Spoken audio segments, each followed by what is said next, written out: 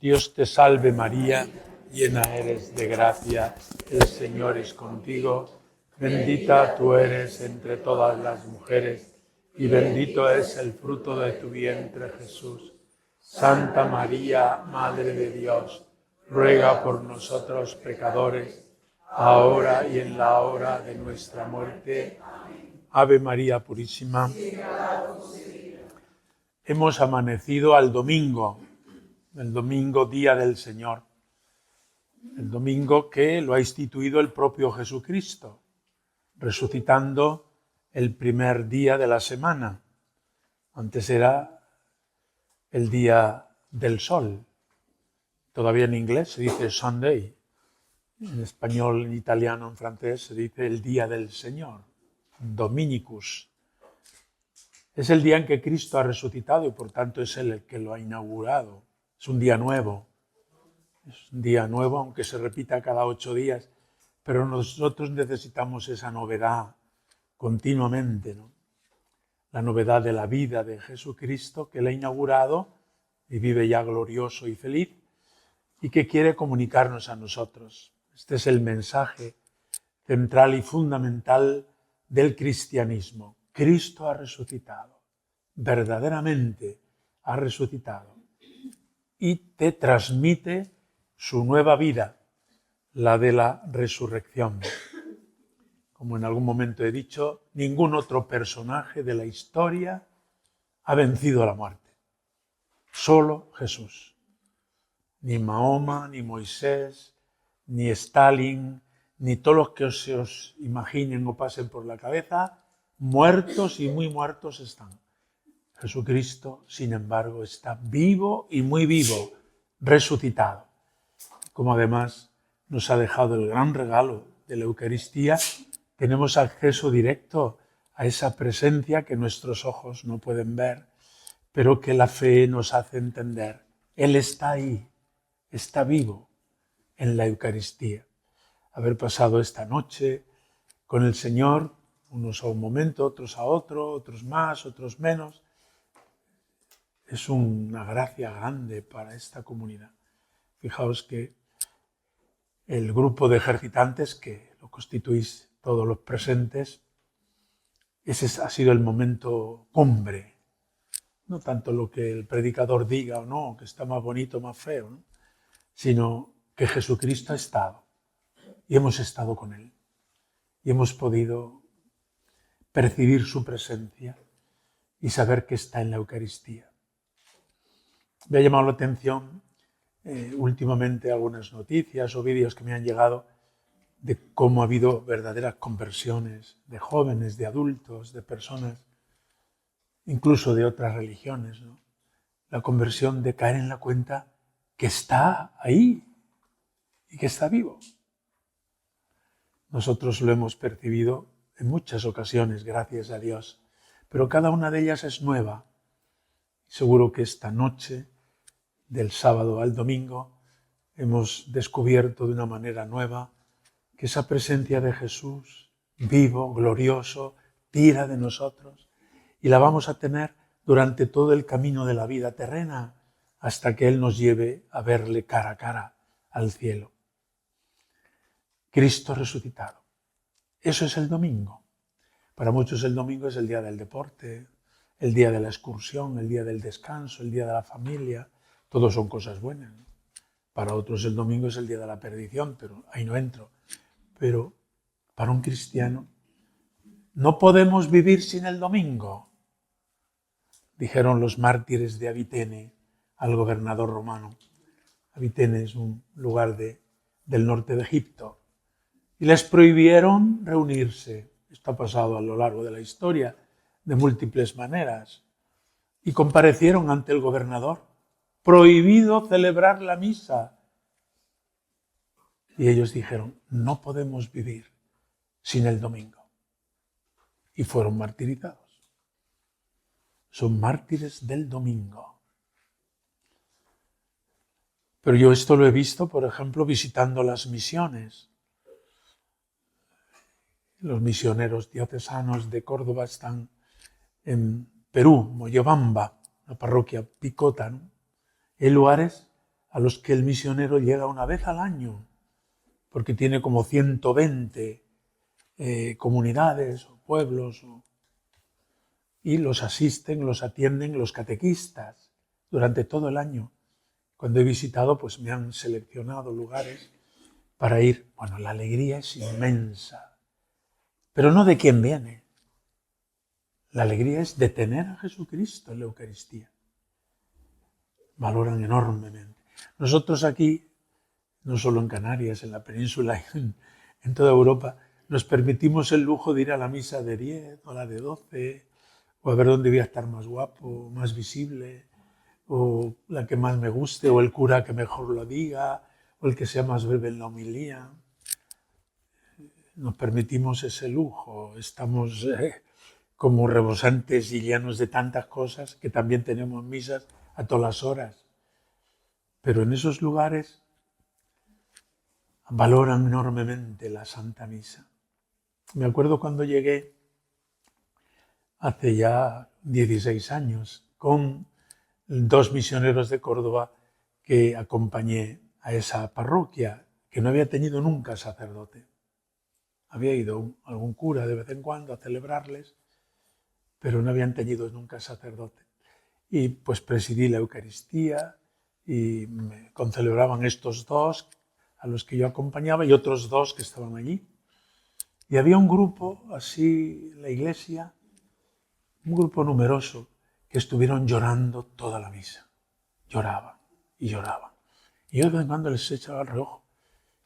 Y al final ya de la misa, terminado todo, salimos a la plaza y les pregunté, ¿por qué lloran? Ese de usted, que en América y también aquí en Andalucía se usa, ¿no? ¿Por qué lloran? Me dice, Padre, llevamos toda la vida pidiéndole a Diosito que nos mande un padrecito y nos ha mandado 2.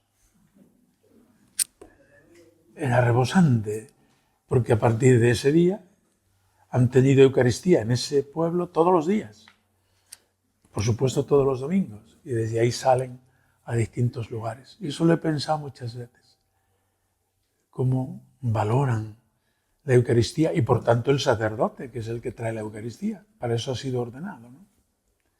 Domingo. Tenemos que recuperar el domingo, subrayar el domingo, vivir el domingo. Ya sé que a veces se complica con los trabajos porque son turnos, sobre todo en el campo de la sanidad u otros servicios, ¿no? Todo eso lo sé y lo tengo en cuenta. Pero no dejemos, no decaigamos los cristianos en la vivencia del domingo. Es nuestro día, es nuestra Pascua semanal, es Cristo resucitado. Es el que nos da la novedad de una vida que nos hace salir de lo caduco, de lo perecedero, y nos hace introducirnos en lo eterno. No podemos vivir sin el domingo. Acordémonos de esa expresión de los mártires de Avitene. Pues quiero daros unas pautas, unos puntos de reflexión sobre la resurrección de Cristo. La resurrección de Cristo es Cristo resucitado, sobre el cual estamos hablando y comentando y en la oración nos comunicamos, etc. Es Él, siempre es Él, bajo distinto aspecto o perspectiva. Nos hemos fijado quién es Él, el Hijo de Dios Padre, y qué ha hecho. Nos ha redimido por su muerte en la cruz, que ha sido una exageración de amor. Pues este Jesucristo que conocemos, con el cual tratamos, es nuestro amigo, ha resucitado. No se ha quedado muerto en el sepulcro. Por tanto, cuando desde la luz de la Pascua miramos al crucificado, lo vemos pues con la alegría del que ha vencido la muerte. Me contaba ayer don Francisco cómo en esta isla, quizá en las otras también, está muy presente el tema de la Santa Cruz, de la cruz gloriosa, de la cruz del resucitado. Miramos la cruz ya no con ojos, digamos, de opresión, de dolor, de angustia. No nos olvidamos de lo que Jesucristo ha vivido, ha padecido y ha sido por amor. Pero lo miramos con la perspectiva del que ha visto y ve que todo eso ha sido superado, ha sido derrotado el pecado, la muerte y Satanás por la resurrección de Cristo. Vayamos un poco. Si en la muerte Jesucristo nos ha manifestado su amor, en la resurrección nos ha manifestado su poder. No hay muro que se le ponga, ni piedra, ni sepulcro, ni prohibición que los hombres puedan establecer. Jesucristo ha roto los moldes humanos y nos ha elevado a una vida nueva, la del resucitado. El primer relato que tenemos es el de 1 Corintios 15, 1-10. Está ahí recogido en los apuntes. Ahí San Pablo nos dice: yo os transmito lo que a mi vez he recibido. San Pablo, como sabéis, no fue de los que convivieron con Jesús. Él se encontró con Jesús cuando ya Jesús estaba resucitado, camino de Damasco, cuando él iba persiguiendo a los cristianos. Y Jesucristo le dio la vuelta a la tortilla, diríamos. Perseguidor, se encontró así de bruces con Jesucristo resucitado. Y él mismo, cuando da su testimonio de Cristo, lo dice, ¿no? Cristo ha resucitado, yo lo he visto. Y su testimonio se une al de los demás apóstoles que han palpado sus llagas, que han estado con él, que han comido con él después de la resurrección. Y él, pues, Pablo, se puso a predicar, pero contrastó su evangelio con Pedro. Subió a Jerusalén, lo cuenta él en la carta a los Gálatas, no sea que al predicar esté corriendo en vano, y verificó que su evangelio coincidía con el que los apóstoles, Pedro y los demás, estaban predicando. Entonces, cuando él escribe a los Corintios, en esta carta se conserva este texto precioso. Yo os transmito lo que a mi vez he recibido, que Cristo murió por nuestros pecados, según las Escrituras, y fue sepultado. Y resucitó al tercer día, según las Escrituras, y se apareció a Pedro. Después a Santiago, a los 12, a más de 500 hermanos, la mayoría de los cuales viven todavía, otros han muerto, dice él. A estas alturas han muerto todos, claro. Y después, por último, se me apareció también a mí, porque yo no merezco llamarme apóstol, porque he sido perseguidor de la Iglesia. Ese texto es un texto notarial que Pablo ha recibido de los demás apóstoles y de su propia experiencia. Y junto a ese texto, repito, el más antiguo literariamente, porque los relatos, él mismo está contando algo que ha recibido. Luego el relato de la resurrección forma parte del anuncio evangélico desde el primer momento. Cuando Pedro, el día de Pentecostés, ha venido el Espíritu Santo y los ha lanzado, pues habla y anuncia que Cristo ha muerto por nuestros pecados en la cruz y ha resucitado para nuestra salvación. Desde el primer momento el anuncio es este: Cristo ha muerto por ti y ha vencido la muerte. Ese es el resumen del querigma, del anuncio de la buena noticia del cristianismo. Una persona, Cristo, que ha muerto por ti. Ha dado la vida de amor, ha muerto de amor por ti para rescatarte del pecado y del infierno y de la muerte eterna y para darte una vida nueva que Él ha estrenado y nos la va comunicando en el bautismo, en la Eucaristía, en la espera de poderla disfrutar a plena luz, cara a cara. Los relatos de la resurrección están al final de cada uno de los evangelios. También aquí los tenéis recogidos en los apuntes que os he dado. Y son leídos, proclamados en la liturgia durante los 8 días de la Pascua, desde el domingo de resurrección hasta el domingo in albis, domingo de la Divina Misericordia. todos los días se lee en el Evangelio, ya os he avisado varias veces, leed el Evangelio de cada día, pues ahí están los relatos de la resurrección, uno por uno, todos los días en esa octava, porque la resurrección la Iglesia la celebra 8 días, 8 jornadas, no le cabe en un día, y ha puesto 8 completos para que vivamos este acontecimiento de la resurrección, y luego todos los domingos del año, y luego todos los días, porque vivimos de la resurrección del Señor. El primer relato precioso es la aparición a María Magdalena. Fueron los apóstoles al sepulcro. Sabemos todos que el sábado era el gran día de la Pascua judía y el viernes que estaban preparando los corderos para la Pascua, en el momento en que los corderos estaban siendo matados y preparados para la cena, en ese mismo momento el Cordero de Dios que quita el pecado del mundo era colgado de la cruz. Esto es una coincidencia cronológica. Y así fue la tarde del viernes. Descolgado de la cruz, fue colocado en el sepulcro. Viernes. Pasó el sábado todo entero.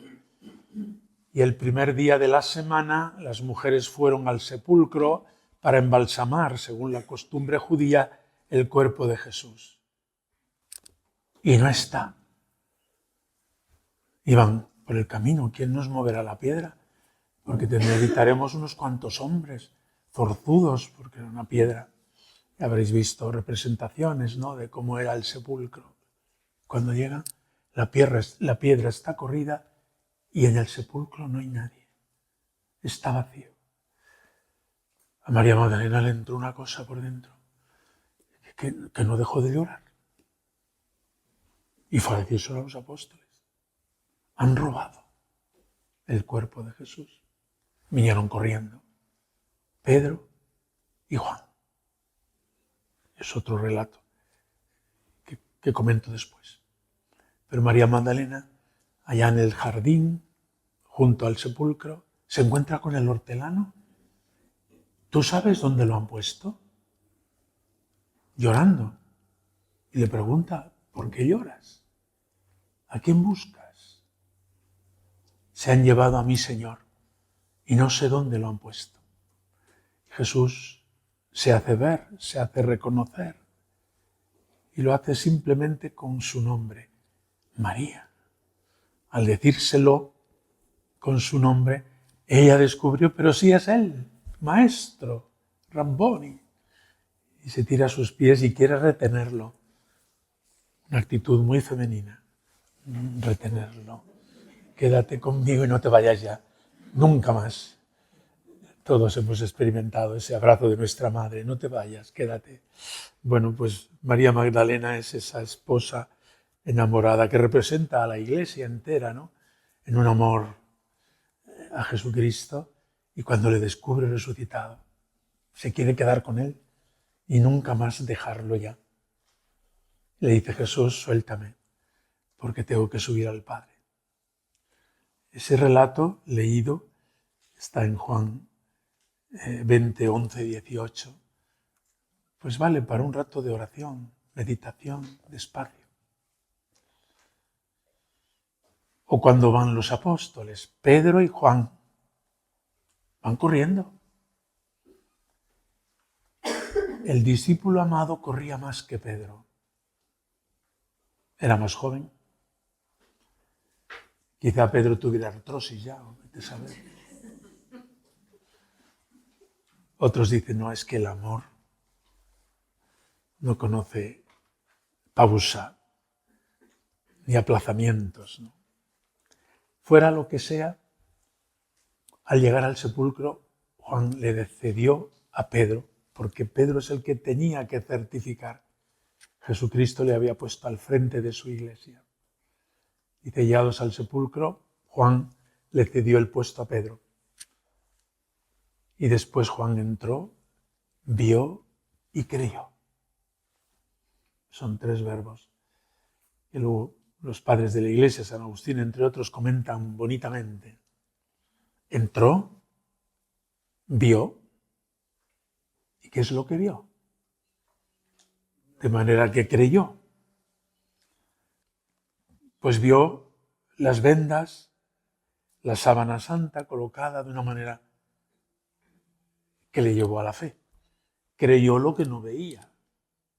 Entró, vio y creyó.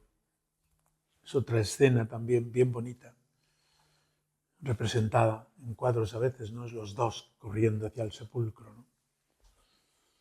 Los relatos de la resurrección son muy bonitos, todos y cada uno. No te digo el de la tarde del día de Pascua, los discípulos de Maús. Iban cabizbajos, tristes, y encuentran un caminante que se pone a caminar. ¿De qué hablabais por el camino? Pero eres tú el único que no sabe lo que ha sucedido en Jerusalén estos días. Cuando uno lo va leyendo sonríe, porque es una ironía, ¿no? ¿Cómo va a ser el único que no lo sabe si ha sido el protagonista? Pero ellos no le descubrieron. Jesús hizo una tarea pedagógica de un paseo largo de horas. Como lo hace con nosotros, ten paciencia, espera, en esta oportunidad o en otra. Con los discípulos de Maús mostró una paciencia enorme. Y les fue explicando cómo desde Moisés y pasando por los profetas era necesario que el Mesías padeciera. Eso no lo entendemos nunca. Incluso llegamos a admitirlo en teoría, pero cuando nos llega el sufrimiento decimos, Señor, ¿pero por qué tengo que sufrir? Esta es la pregunta del millón. Y Jesús les da en el clavo. ¿No sabíais que era necesario que el Mesías padeciera para entrar en la gloria? El caso es que cuando ya termina el camino, él hace ademán de seguir, le dicen, quédate con nosotros. Un poco como María Magdalena. Quédate, porque la tarde está cayendo. Y Jesús se quedó. Y cuando en la cena tomó el pan, lo bendijo, lo partió. Eran los gestos de la Eucaristía. Y le reconocieron, pero si es él, y desapareció. Fueron corriendo cuesta arriba a Jerusalén. Y llegaron con la boca, con la lengua por fuera. Es verdad, ha resucitado, lo hemos visto, ha estado con nosotros toda la tarde. Ese relato es precioso. Y estando allí, Jesús se aparece en el cenáculo. La paz esté con vosotros. Mirad mis manos y mi costado. Y se lo cuentan a Tomás, que no estaba. Y Tomás dice, si no lo veo, no lo creo. Es el patrono de los incrédulos, el patrono de los agnósticos, patrono nuestro, que a veces nos cuesta creer y descubrir la presencia del resucitado en nuestras vidas. Y a los 8 días Jesús tuvo esta amabilidad. Tomás, ven para acá, mete tu mano en mi costado y tus dedos en los agujeros de las manos. Y Tomás se rindió, Señor mío y Dios mío. Comenta San Gregorio Magno, la duda de Santo Tomás, apóstol, nos ha sido quizá más útil que la certeza de los otros. Bueno, todos han contribuido, porque ha hecho que Jesús tuviera un gesto de misericordia. Con Tomás no le riñó, simplemente dichosos los que sin ver creerán. Es el domingo de la divina misericordia, precisamente en el que Jesús a Tomás le muestra sus llagas gloriosas. O cuando en Galilea están pescando, Jesús se aparece a la orilla. ¿Tenéis pescado? No habían pescado ni una toda la noche. Echad la red. Y una pesca desbordante de peces que casi hundía la barca. 132 peces. Salieron a la orilla y prepararon el desayuno, pero en esa, medianoche, todavía no era de día, dice Juan, otra vez Juan, es el Señor. sea, el amor descubre la presencia de Jesucristo antes que Él se manifieste abiertamente. Es el Señor. Y los discípulos se llenaron de alegría y ninguno preguntaba porque ya vieron todos que era Él, el Señor. Los relatos de la resurrección, os invito a leerlos porque constituyen el testimonio fundamental de la Iglesia. La Iglesia ya de hace 2000 años cree en Jesucristo por el testimonio de los apóstoles y por la transformación de sus vidas. Por eso decimos que la resurrección es el centro de nuestra fe. ¿Tú qué es lo que crees? Pues yo creo en Jesucristo. ¿Y de Él? Pues creo que ha resucitado, que ha vencido la muerte. Por eso, el centro de nuestra fe es la muerte y la resurrección de Jesús. Pero además, ¿y por qué crees? Pues yo creo porque ha resucitado. La resurrección es la verificación de toda la verdad de Cristo. Dice San Pablo, si Cristo no hubiera resucitado, seríamos los más tontos de este mundo. Pero no, dice él, Cristo ha resucitado. Luego el fundamento de nuestra fe es la resurrección de Jesucristo. De todos los relatos, como que llegamos a unas conclusiones, también las he puesto ahí. La primera es, el sepulcro está vacío. Con eso no concluimos que ha resucitado, pero no olvidéis este dato. El sepulcro está vacío.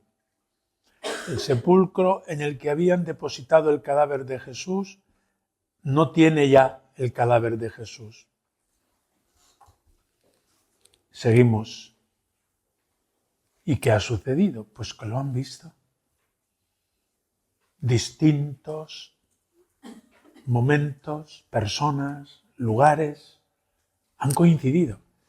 Es lo que se llama judicialmente la prueba de contestes. Los testigos que coinciden. Y ahí coinciden todos. Fijaos que los discípulos de Maús estaban donde estaban. Y María Magdalena en la mañana. Y los apóstoles van. Y Jesús viene al cenáculo. Y en Galilea, es decir, son testimonios muy diferentes. Jesús durante esos 40 días tuvo mucho interés en que quedara certificada su resurrección y se apareció a los que él quería, a más de 500, dice San Pablo. Luego la resurrección de Jesús está muy atestiguada. No ha sido pues una calentura de uno que ha dicho yo le he visto o me parece que le he visto. Bueno, a ver, ¿qué es lo que has visto? No, es la coincidencia de todos en el mismo testimonio. Es verdad. Yo he estado con él, le he visto, he palpado sus llagas, hemos comido con él. Esos 40 días Jesús los empleó para cerciorar y certificar su muerte ante cada uno de los apóstoles y otros discípulos a los que él quiso, ¿no?, aparecerse. El acontecimiento de la resurrección es, por tanto, un acontecimiento real que ha sucedido en el cuerpo de Cristo. Aquel que estaba en el sepulcro, lo hemos visto. Al principio no le conocíamos porque ha sufrido o ha experimentado una transformación, pero cuando él se da a conocer, lo reconocíamos. Era el mismo. Ahí estamos, por tanto, en el núcleo del acto de fe. El acto de fe, atención, no es la suma de las pruebas.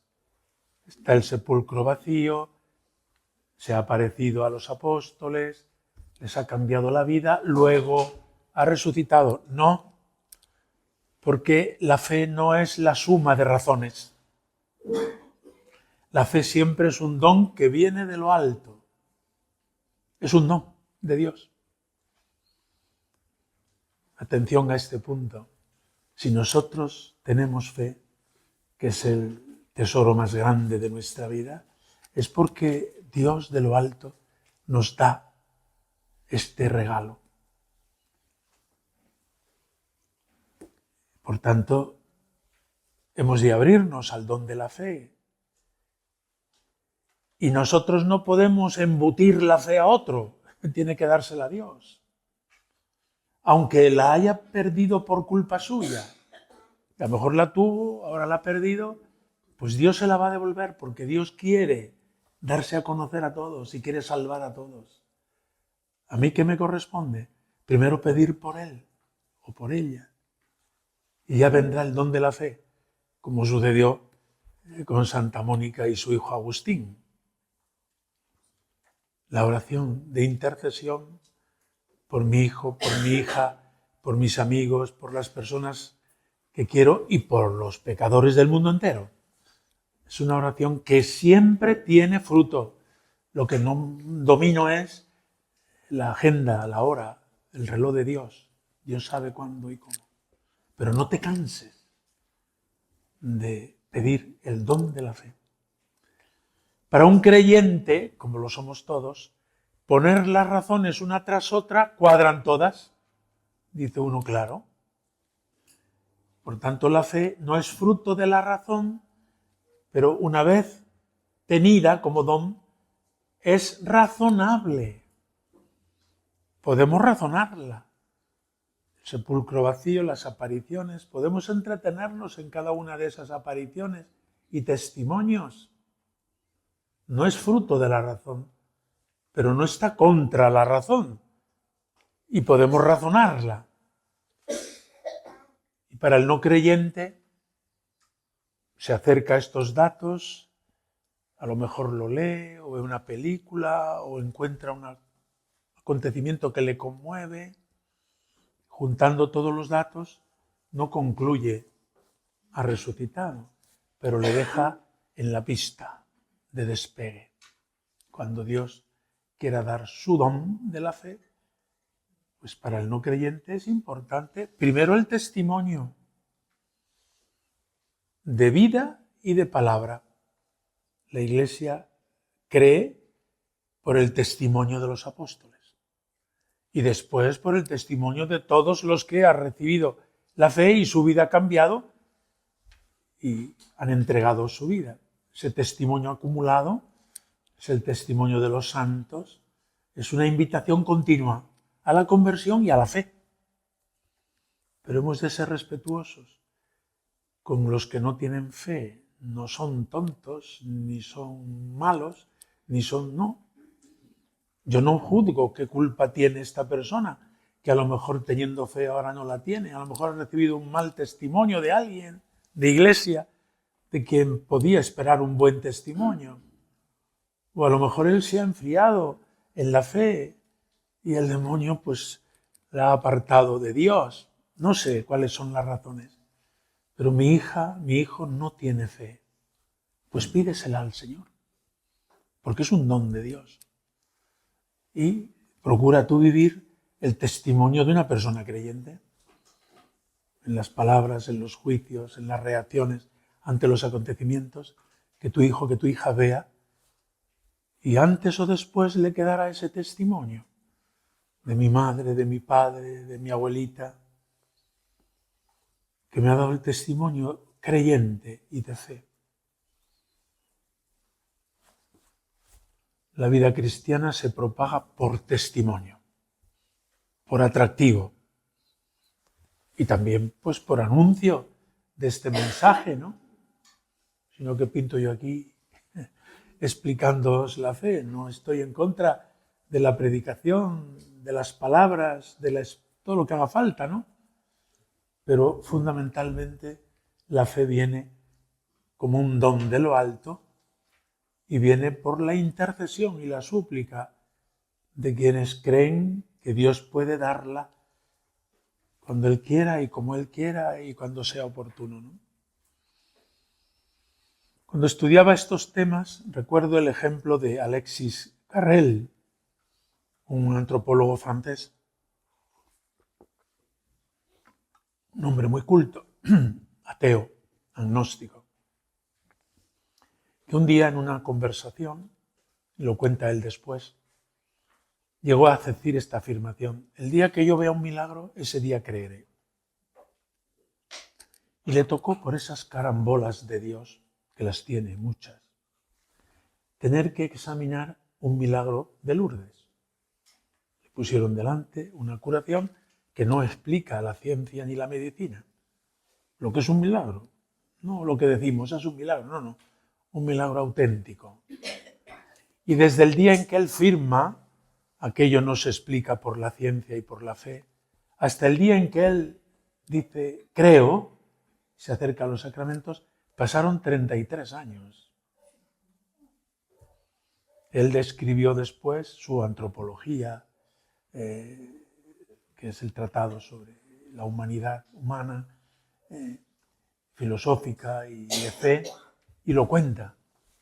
Uno dice, Dios tiene su agenda. Para Dios un día es como 1000 años. Dios tiene su momento, Él sabrá cuándo y por qué. Pero vemos ahí un hombre recto, un hombre sano, un hombre que busca la verdad. Y bueno, pues desde que él firma ese documento que había dicho él, cuando me encuentre con un milagro creeré, no. La fe no se tiene cuando uno quiere. La fe la tiene uno cuando Dios se la da. Así que el que tenga la fe, que la cuide, que la puede perder. Muchos contemporáneos nuestros, creyentes como nosotros, han perdido la fe. Y cuando queremos pues que la recupere, sobre todo personas queridas y muy cercanas, porque nos parece que el tesoro más grande de su vida es la fe. Con la fe van a ver las cosas como son, de otra manera a como las ve el mundo. Pero el mundo no tiene salida, o sea, tal como nos presenta las cosas, como que uno va a la ruina de su alma y su ruina eterna, además.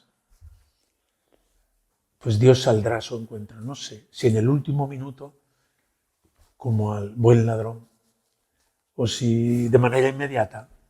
Dios sabe cuándo. Pero yo no debo cansar de rezar y de pedir, incluso con lágrimas, la conversión de mi hijo, de mi hija, de este amigo, amiga, de este pariente, de esta persona. Interceder, pedir, pedir, pedir. No te canses de pedir. Porque la fe es un don de Dios, que Dios quiere dar. De ahí partimos. Pero Él sabe cuándo y cómo.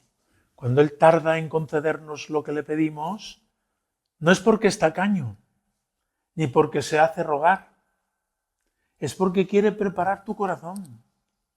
Si Dios te concediera en el acto lo que tú pides, probablemente te llenarías de soberbia.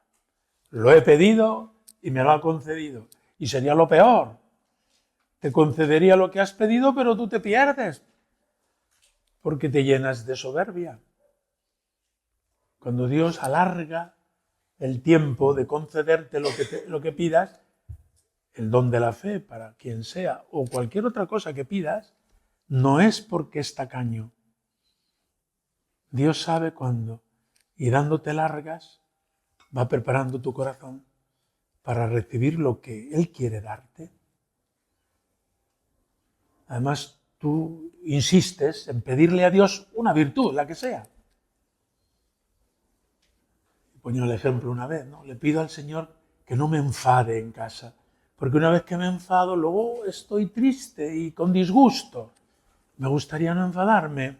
Señor, concédeme mansedumbre. Dame un corazón manso como el tuyo. Y mira por dónde, al terminar esa oración, ya he respondido bruscamente y me he enfadado y vuelvo a la oración. Señor, ¿y para qué te lo he pedido si no me lo has concedido? Porque Dios te quiere conceder la virtud de la humildad, que es tan importante como la mansedumbre. Tú estás, dale que te pego, esta virtud, esta virtud, esta virtud. Y Dios te quiere dar esta, que no coincide con la que tú pides, pero que en el plan que Dios tiene contigo es más necesaria, más básica y más fundamental. Es importante, en los caminos de Dios nosotros no dominamos la situación. Dejemos que Dios vaya marcando su ritmo, su agenda, su tiempo, y nosotros colaboremos con Él. En torno a la resurrección, el don de la fe es un don que viene de lo alto. Cuando, repito, uno ha recibido el don de la fe, todo le cuadra. Claro, está todo muy bien pensado y muy bien demostrado. Pero cuando el don de la fe no está todavía, paciencia, ya llegará. Quedan en interrogante. Para el no creyente, la vida tiene muchos más interrogantes que para el creyente. Pues ten paciencia, ya vendrán esos interrogantes resueltos. Diríamos que, en resumen, la resurrección de Jesucristo es un hecho real, histórico y trascendente. Son tres palabras que usa el Catecismo de la Iglesia Católica al hablar de la resurrección. Real. Ha sucedido en la humanidad de Cristo. Hay quienes dicen, la resurrección de Cristo es que seguimos creyendo en Él. No, mira, tú dime primero si Él ha resucitado o no. Lo importante es Él. Luego vendrá que nosotros creamos o no. Pero la resurrección es algo que afecta a la humanidad de Cristo. A la misma humanidad que fue depositada en el sepulcro. Por eso no vale que algún autor a veces lees y te dicen, pues yo, si apareciera el sepulcro de Cristo y se demostrara por la ciencia que aquel es Jesucristo y están allí sus huesos, mi fe no cambiaría. Ah, pues ¿qué fe tienes tú? A la mía sí que cambiaría, porque el que ha resucitado es el mismo que estaba en el sepulcro, que está vacío. Es un hecho real, histórico, que le ha sucedido a él. Y por haberle sucedido a Jesucristo, les ha sucedido a los de alrededor. La resurrección no es que yo sigo pensando y aplaudiéndole. A veces lo decimos de un personaje, el que sea, ¿no? O incluso un familiar, ¿no? Mucha gente que no tiene fe dice, no, pero sigue viviendo en nuestra memoria. Bueno, me parece muy bien, no tengo nada en contra. Pero él está muerto y muy muerto, cualquiera de tus familiares. Vive su alma, pero su cuerpo va al sepulcro. En el caso de Jesucristo, ha resucitado con su cuerpo, con el que estaba en el sepulcro. Por eso el dato del sepulcro vacío es fundamental, porque es el mismo, no otro. No le han dado otro cuerpo prestado. Es ese mismo que ha sido transformado y transfigurado en la resurrección. Es un hecho real. Ahora veremos un momento que consiste, ¿no?, la resurrección y su repercusión en el propio Jesucristo. Es un hecho histórico porque tiene coordenadas. La historia tiene coordenadas de lugar y tiempo. Si viajáis a Tierra Santa, he viajado algunas veces, uno de los lugares que hay que visitar es el sepulcro vacío, el Santo Sepulcro, que está además al lado del Calvario. Iba unido el Calvario y el sepulcro, signos de que allí ha estado Jesucristo y allí ha sucedido el acontecimiento más grande de la historia de la humanidad. Es un hecho histórico, que además tiene una serie de huellas históricas que se pueden escudriñar y escrutar, como acabo de señalar.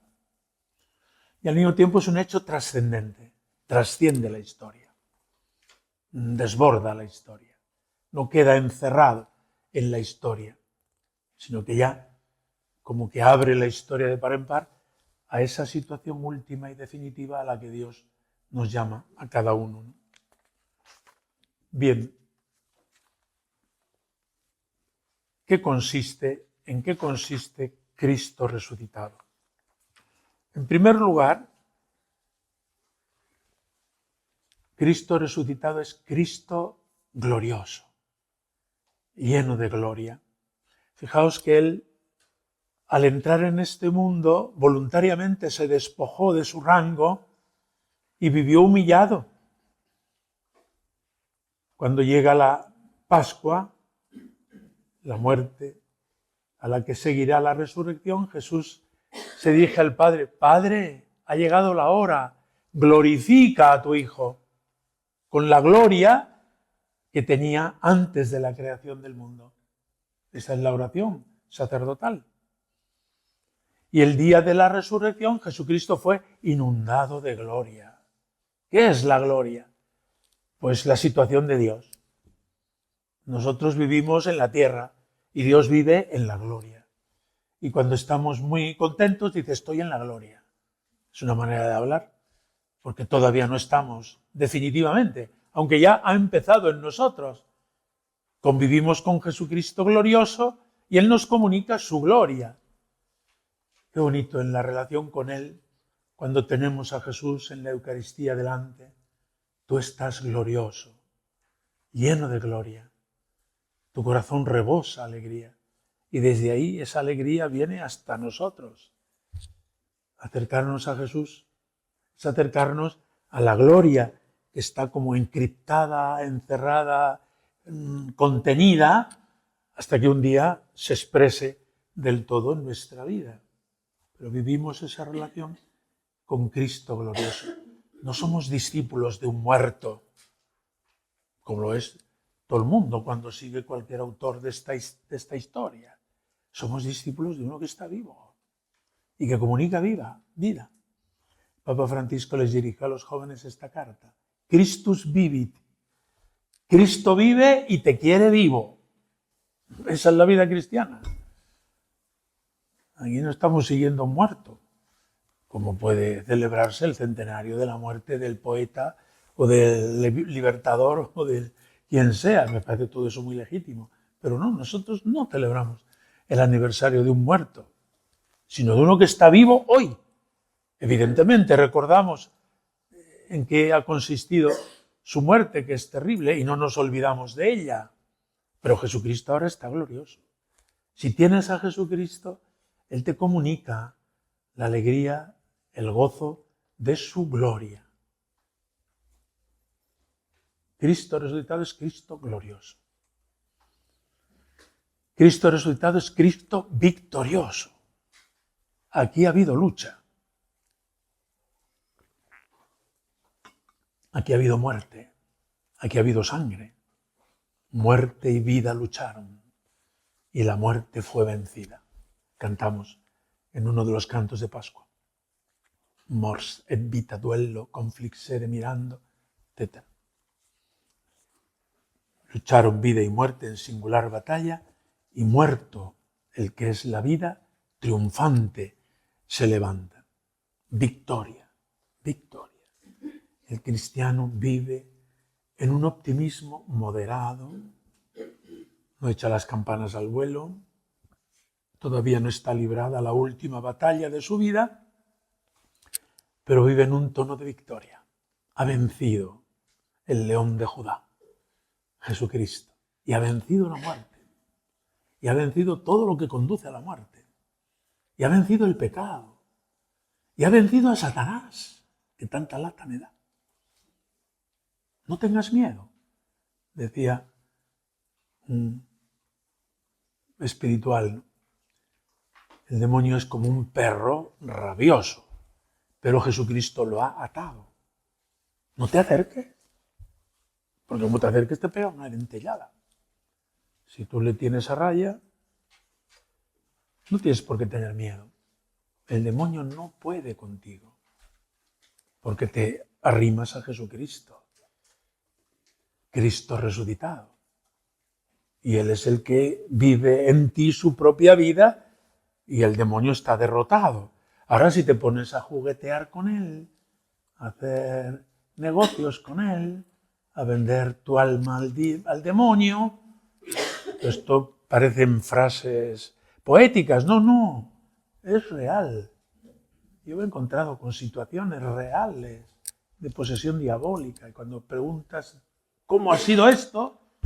Te dice la persona, es que en algún momento he hecho pactos con el demonio para conseguir lo que yo quería conseguir. Claro. Y ahora tenemos que venir aquí con toda la artillería del exorcismo a echar el demonio con la fuerza de la resurrección de Cristo. Esto es así, porque yo lo he tenido que palpar y vivir en algunos casos, ¿no? Pero si tú no negocias, si tú no coqueteas con el demonio y todas sus manifestaciones, no tengas miedo. El demonio no es para ti. Estate atento, porque es más listo que tú. Y se te mete por donde menos pienses.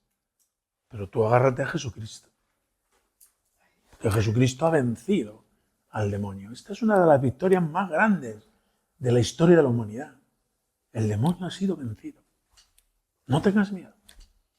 Que no tiene nada que hacer contigo si tú estás con Jesucristo y te acercas a Él continuamente. Por tanto, Cristo resucitado es Cristo glorioso y es Cristo victorioso.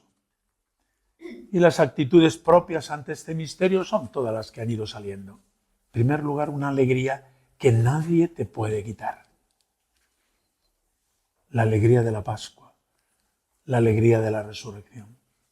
Puede ser que un día estés triste o una temporada, puede ser incluso que te falle tu biología y pues consúltalo con el médico, que te ayude también con los medios que hoy hay.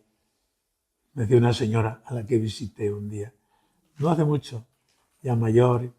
¿Qué tal está usted? Pues bien, mire usted, he estado muy triste una temporada larga, pero he ido al médico y me ha dado unas pastillas para la alegría. Y estoy contenta. Bueno, bien, eso existe, lo sabemos, ¿no? Es una alegría o una tristeza que viene de la propia biología ya deteriorada y bueno, se arregla pues con las pastillas de la alegría. Está claro, no me parece mal, ¿no? Para eso está la ciencia, ¿no? No, es otra alegría. Es la alegría que te sostiene en el dolor, en la dificultad, que te sostiene en la esperanza, que te da marcha continuamente. Es la alegría de Cristo resucitado, de Cristo victorioso, aunque no lo formules así. Pero haber conocido a Jesucristo te da una alegría, te pasa al reino de la luz, no al reino de las tinieblas. Nos ha trasladado al reino de su Hijo querido, en cuya sangre hemos recibido la redención y el perdón de los pecados. Es la actitud de admiración. Pero qué grande es este misterio. No tengo tiempo ya en la historia para agotar la admiración y para vivir en esta admiración eternamente. Pero qué sabio es Dios, cómo ha hecho las cosas también. Yo cuando hablo de la Eucaristía digo, es que no hay invento mejor. Pero haber inventado este sacramento, que significa la contemporaneidad de Jesucristo, vive con nosotros vivimos con Él, hemos estado esta noche con Él, vamos a tener ahora Eucaristía, vamos a compartir. Esto no solo es un recuerdo de hace 2000 años, es hoy, vivimos hoy. Qué admirable es este sacramento de la Eucaristía que Jesucristo ha instituido, ¿no? Con el cual pues está con nosotros hasta el final de los tiempos, ¿no? Y nos llevará con Él para verlo cara a cara y abrazarlo en un gozo que nunca acabará, ¿no? De ahí viene la confianza, la relativización de todos los bienes de este mundo y los males. No hay mal que 100 años dure. Y aquella frase de Santa Teresa, nada te turbe, nada te espante. Todo se pasa. Quien a Dios tiene, nada le falta. Solo Dios basta. La resurrección de Jesucristo ha introducido una novedad enorme en la historia de la humanidad. Y hemos de vivir cada uno de nosotros de esa novedad en nuestra vida, que nos da paz, paciencia, esperanza, alegría, confianza. Porque también nosotros estamos llamados a participar de esa vida. El Espíritu que resucitó a Jesús de entre los muertos, ese os resucitará a vosotros. Participaremos de la resurrección de Cristo, incluso corporalmente, al final de la historia. Pero ya desde ahora, por la fe, de manera real. Y cuando termina nuestra vida en la tierra, nuestro cuerpo va al sepulcro, pero nuestra alma va a estar con el Señor y gozar de Él para siempre. O a purificarse.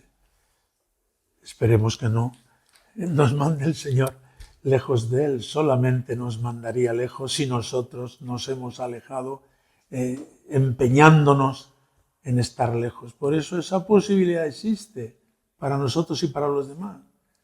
la de alejarnos eternamente de Dios, pero podemos esperar, debemos esperar por cada una de las personas conocidas y queridas, y Dios nos invita a que colaboremos en su salvación, como hizo con los niños de Fátima, por los pecadores. Allá va. Y consiguieron la caída del muro de Berlín y la transformación de la historia del siglo XX, con la oración y la penitencia. Ese es nuestro secreto, porque el secreto es Cristo que ha vencido y nos hace partícipes de su victoria.